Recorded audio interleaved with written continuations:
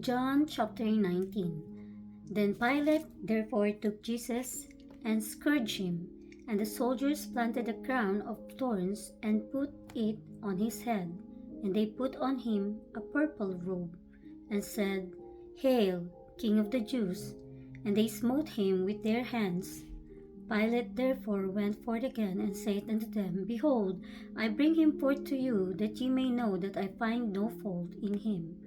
Then came Jesus forth, wearing the crown of thorns and the purple robe, and Pilate said unto them, Behold the man. When the chief priests therefore and officers saw him, they cried out, saying, Crucify him, crucify him.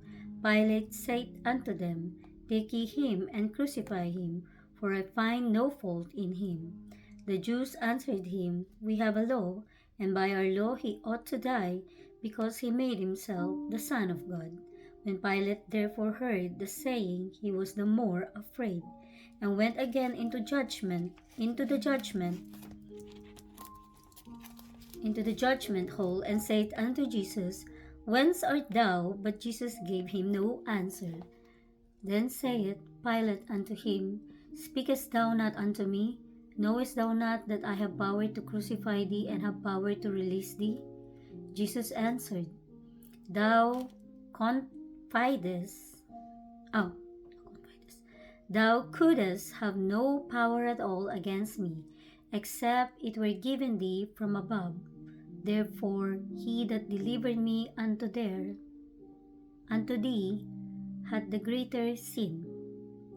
Again, Jesus answered, Thou couldst have no power at all against me, except it were given thee from above.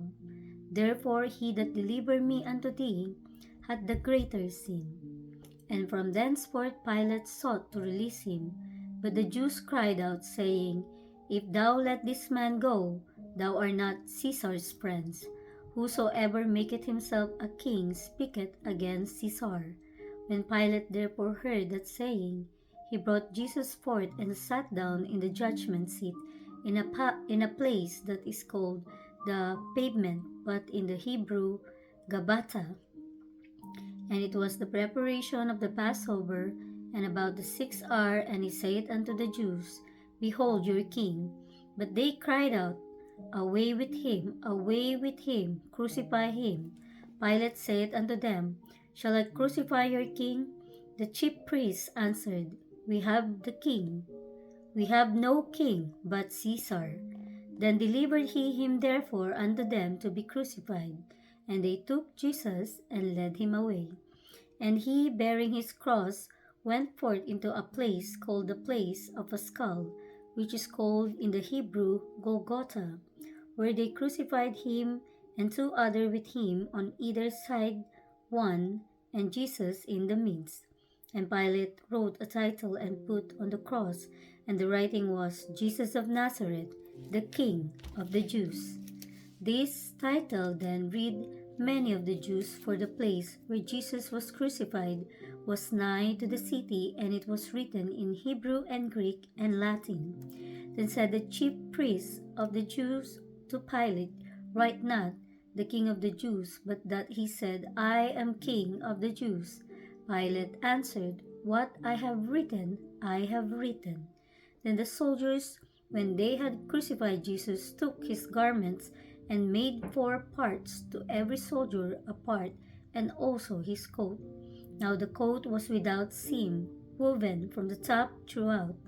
They said therefore among themselves, Let us not rend it, but cast lots for it, whose it shall be, that the scripture might be fulfilled, which saith, They parted my raiment among them, and for my vesture they did cast lots. These things therefore the soldiers did.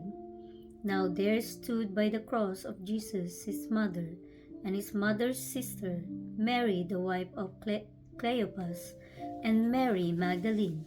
When Jesus therefore saw his mother and the disciples standing by, whom he loved, he said unto his mother, Woman, behold thy son. Then saith he to the disciple, Behold thy mother. And from that hour the disciple took her unto his own home. After this, Jesus, knowing that all things were now accomplished, that the scripture might be fulfilled, saith, I thirst. Now there was set a vessel full of vinegar, and they filled a sponge with vinegar, and put it upon hyssop, and put it to his mouth. When Jesus therefore had received the vinegar, he said, It is finished. And he bowed his head and gave up the ghost. The Jews therefore, because it was the preparation that the bodies should not remain upon the cross on the Sabbath day, for that Sabbath day was an high day, besought Pilate that their legs might be broken, and that they might be taken away. Then came the soldiers, and brake the legs of the first, and of the other which was crucified with him. But when they came to Jesus and saw that he was dead already, they brake not his legs. But one of the soldiers with a spear pierced his side, and forthwith came there out blood and water. And he that saw it bare record, and his record is true, and he knoweth that he saith true, that ye might believe. For these things were done, that the scripture should be fulfilled, a bone of him shall not be broken. And again another scripture saith, They shall look on him whom they pierced.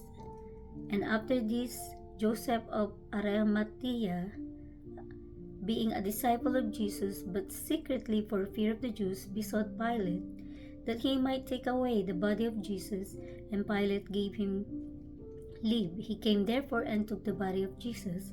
And there came also Nicodemus, which at the first came to Jesus by night, and brought a mixture of myrrh and aloes, about 100 pounds weight.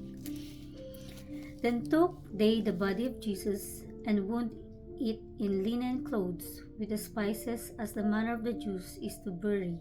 Now in the place where he was crucified there was a garden, and in the garden a new sepulchre, wherein was never man yet laid. There laid they Jesus therefore, because of the Jews' preparation day, for the sepulchre was nigh at hand.